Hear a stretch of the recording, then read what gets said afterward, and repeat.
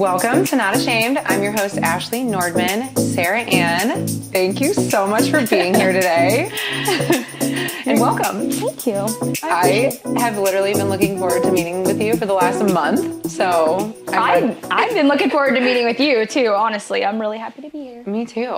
Let's just dive in because I have so many things I want to talk about. I want you to be able to share your truth and to have a safe space to just get it all out there. So let's just dive in, okay? Yeah. Okay. Ready? So how has your life changed since Love is Blind? It's changed significantly. It's so different. Like whenever I go out in like public now, I feel like I'm always kind of like looking over my shoulder. Like, you know, is somebody going to see me or what are they going to think about me? And, just based off the way that what you see on television, I'm immediately thinking the negative, right? Like people are looking at me like, oh, there's that boyfriend stealer. There's that awful girl who doesn't care about anyone. Unfortunately, sometimes that is the reality. Like I've had that happen to me. Where people literally come up to you and say things?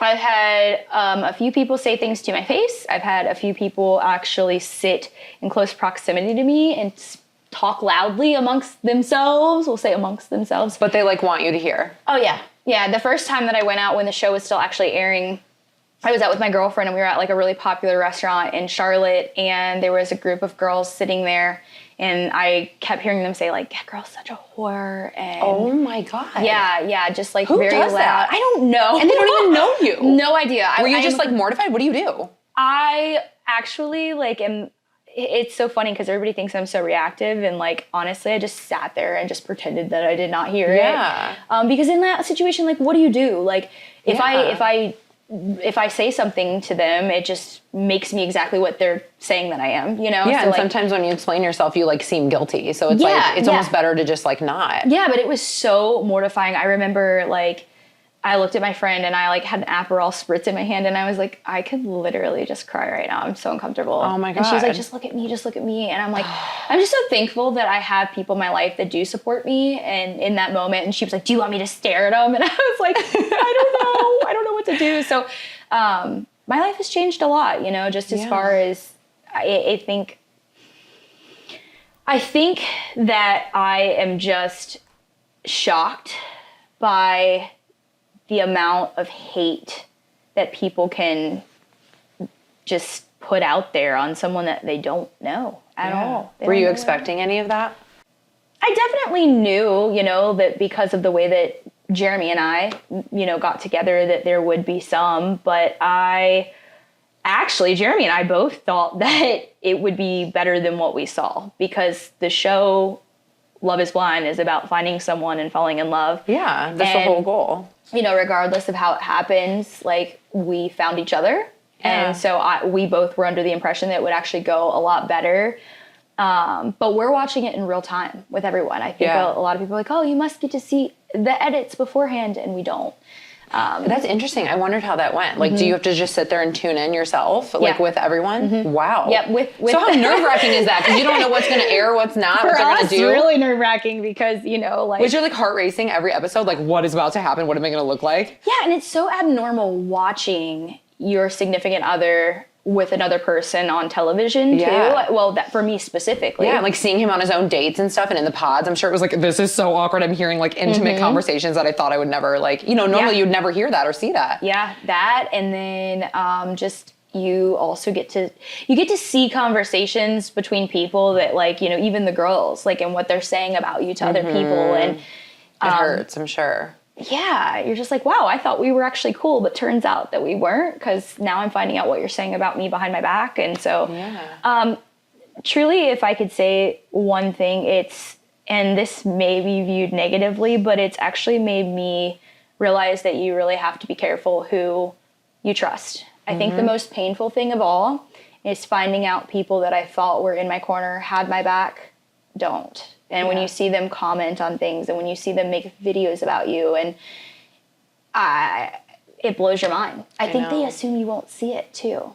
And of course I do. You know, there's people that are in my corner for real, and they're like, hey, did you happen to see this? I know you're acquaintances or friends with this person. And that to me is the most hurtful of all. Is it like close friends or family, or what kind of people? It's not family. My family's actually really supportive, and they were kind of angry and trying to fight the internet off. And Because they know who you really are. Yeah. And I had to tell them, like, you can't fight everybody on the internet. But your mom's in there like DMing everyone. Yeah, leave my baby alone. She's like, what the heck? Like, I know that's not how it happened, because they heard it in real time. Yeah. You know, the night of like when Jeremy and I officially met at Lost and Found, like I called my mom the next day. I called my best friend the next day. Like, those people heard about it and know the truth. And but it's just people that, you know, that you've had even like drinks with or spent a night with, or like just anything, like real life conversations. And then you find out that they're so quick to change. Yeah. That's painful. It is painful. That is really painful. So, especially when you feel like you have so many people turning against you.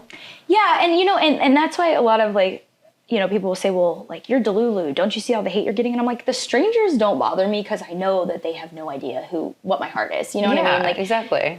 But anybody that knows me, that knows better, that is just taking the opportunity to project, you know, that's the worst. It's disappointing. It is disappointing. That's how I feel. Like when I have people in my life that do that, I'm like, that's so disappointing. You know who I really am. And they just like stirring the pot, I feel like. Or they like knowing they're associated with you, so it gives them like attention. Yes. So they'll like spread lies just because they want the attention on them, because they're insecure and jealous of you. It's gotta be that. I haven't come up with anything else. No, it's gotta be. I'm sure if you have girlfriends that you can think of right now that like you thought were close with you, that just like love going and like stirring the pot now, it's because they're jealous of what you have. That's got to be it. I mean, and the funny thing is I've watched them circle back around. Mm-hmm. So they always come back. They always come back, and I'm like, I'm almost to the point where I feel like putting my truth out there. Like, hey, if you've noticed that you no longer have access to me, there's a reason. There's a reason my energy is no longer in your life. Like, because I have seen what you thought I would never see, you know? And it could be something so simple. It could be even liking a comment that you didn't even post. But if I see that you are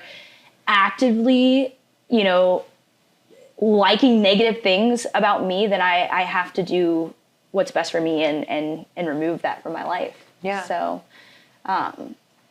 also too, I will say it's changed. I guess it's the negative side of how it's changed my life, but it changed my life for the better too. Like, I've watched myself back on camera and the way that I have reacted to things, and, you know, since going to therapy and unpacking things, and the way that I react to things might not always be the best.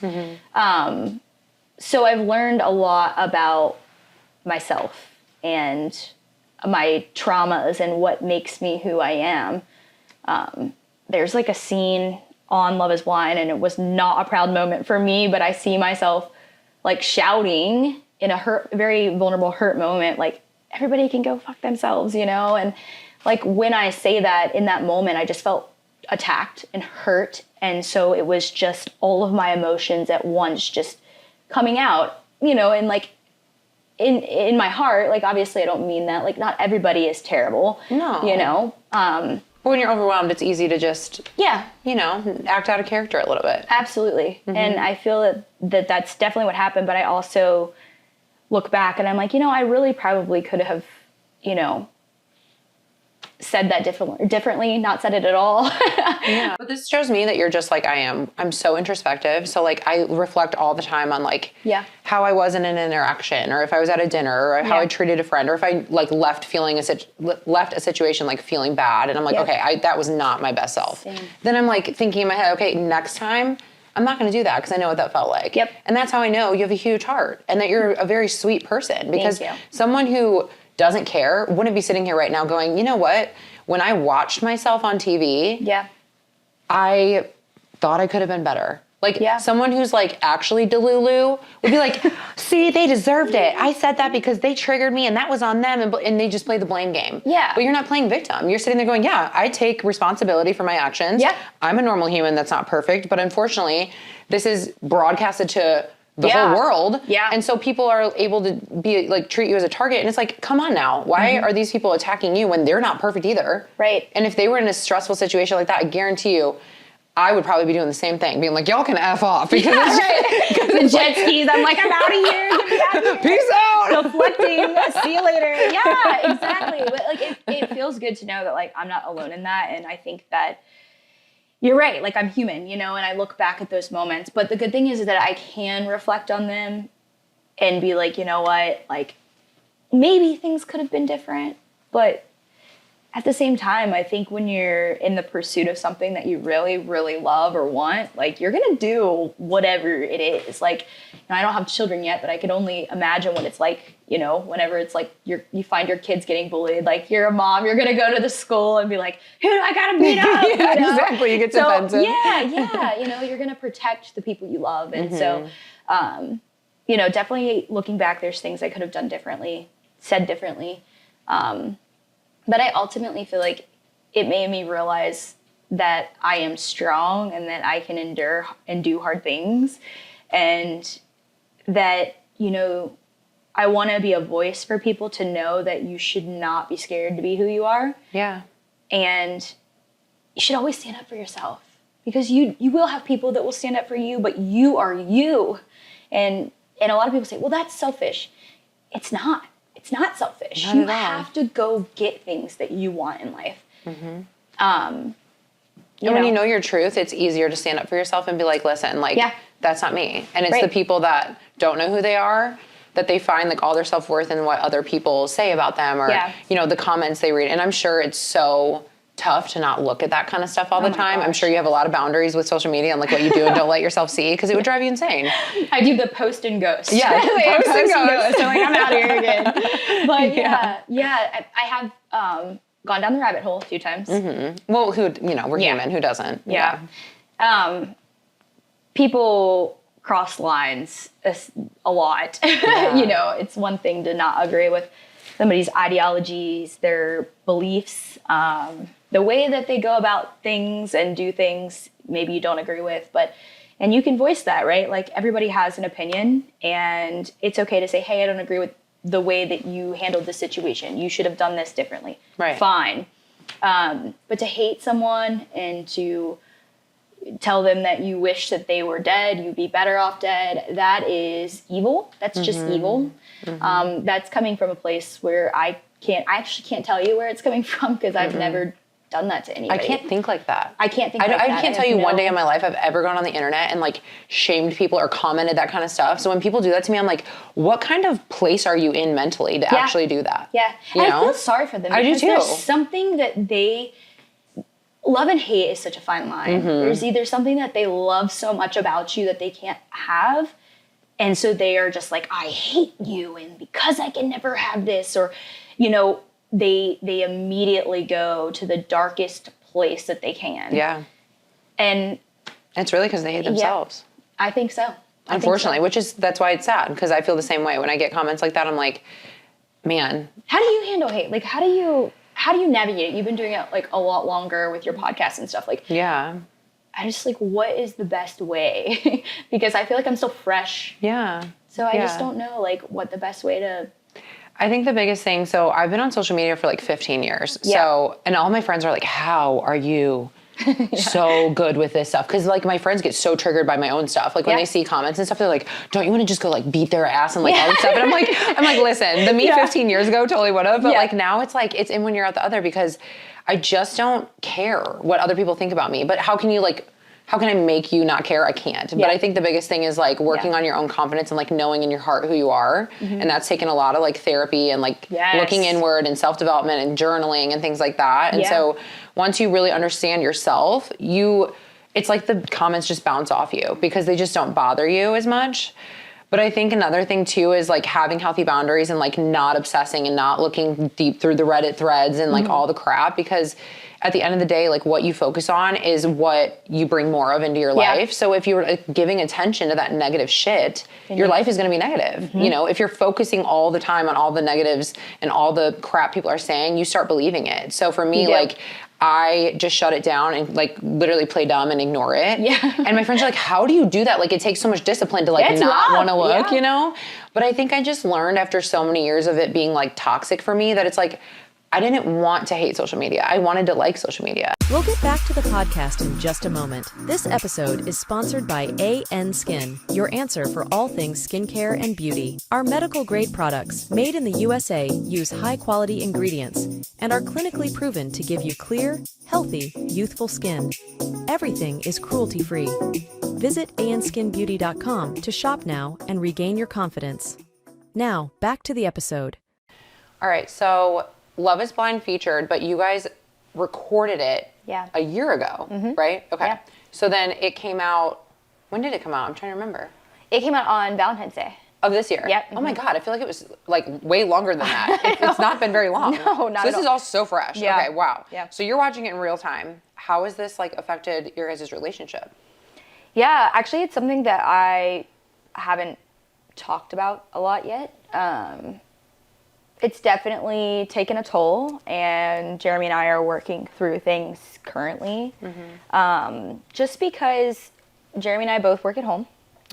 You know, we were both dubbed the villain, and I think that, you know, it's safe to say that, you know, while he's dealing with certain things in his mental health and I'm dealing with certain hate in my mental health, like we are trying to support each other while going through our own thing, you know, and it just causes like misunderstanding and like extra stress and tension. Extra stress, tension. It makes the relationship difficult. So it's like you really have to fight, you know, and you know, at times like it has been painful. I mean, you know, like to not feel heard, seen, supported, not just myself, but him as well. And like, I think one thing that, you know, to point out is that we both are working to be better individuals on our own.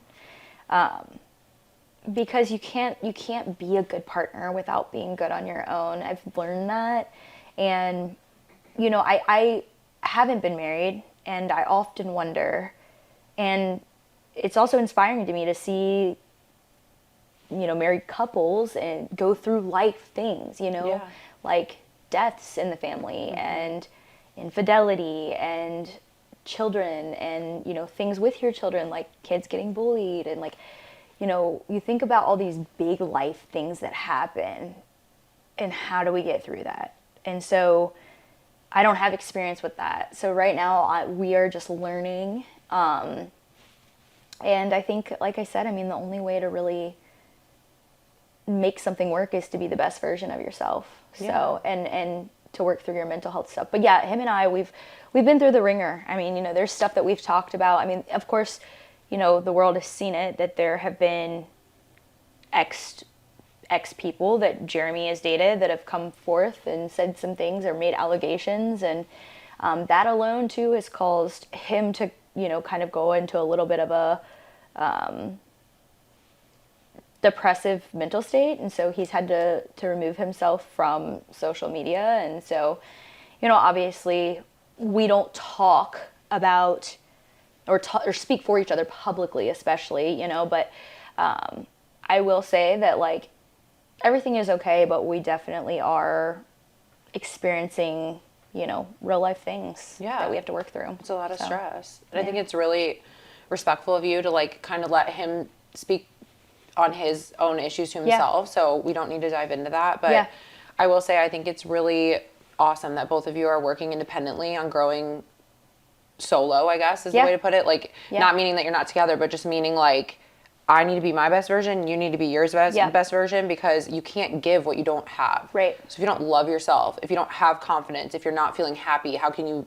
give those things to your partner? So it really is the only way that you guys can get through this is focusing on yourselves. Yeah. And it feels kind of backwards probably, and you're kind of doing things a little backwards now because it's like you had the solid foundation and then the wheels kind of fell off once the world found out, because you have all these like opinions and attention and just people coming at you, and that's a lot to put your relationship through. I mean, if you think about it, it's actually kind of like what you were just saying. It made me think, you know what, honestly, this is kind of like an ultimate test of a marriage. Even though you aren't married, even though you aren't married, it is like a test, because when you are married, you do have to be able to endure the hard times. So this is a great test to see, like, are we meant to be together or not? Yeah. Because being in a relationship is just basically determining, like, are we compatible or are we not? Can we make it in the long run? Yeah. You know what I mean? And so this could be like a blessing in a way, because it'll show you guys, like, on the other end of this, we could be tougher, stronger, better. Yeah.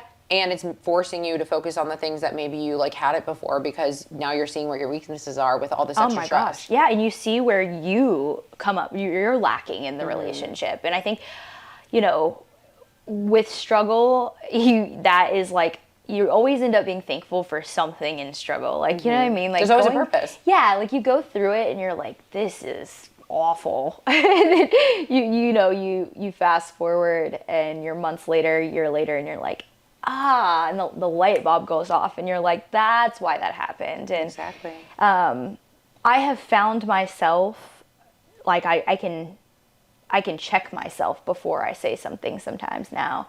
And that just was never like me, you know, everything. And now I can be like, is this battle worth fighting? You know what I mean? Is it really going to get me anywhere?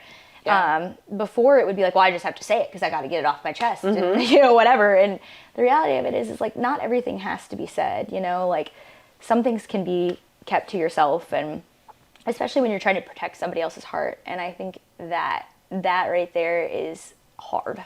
It's hard in general. Well, it comes with a lot of maturity too. And so you're just growing up, you know. It feels weird because we're like 30, you know. Yeah. Both of us, I'm like, cool, I'm in my 30s just now growing up. Like, but I feel like when you go millennials? Hello? All millennials are apparently just delulu and just rolling through life. But to me, I feel like this generation's just doing great. I feel like we're just vibing. You know? We're just trying to be happy and like focus on. Yeah, we're just happy and just living, taking vacations if we can. So, but yeah, I mean, you know, I have a lot of respect for Jeremy. I think that he is a great person. I just think that it would not, I would be lying if I told you that like everything has been cupcakes and rainbows. I mean, that's, you know. I think it's expected though. I mean, literally the whole world knows about your relationship. If the whole world knew about my relationships, it'd be a shit show. So I can't imagine.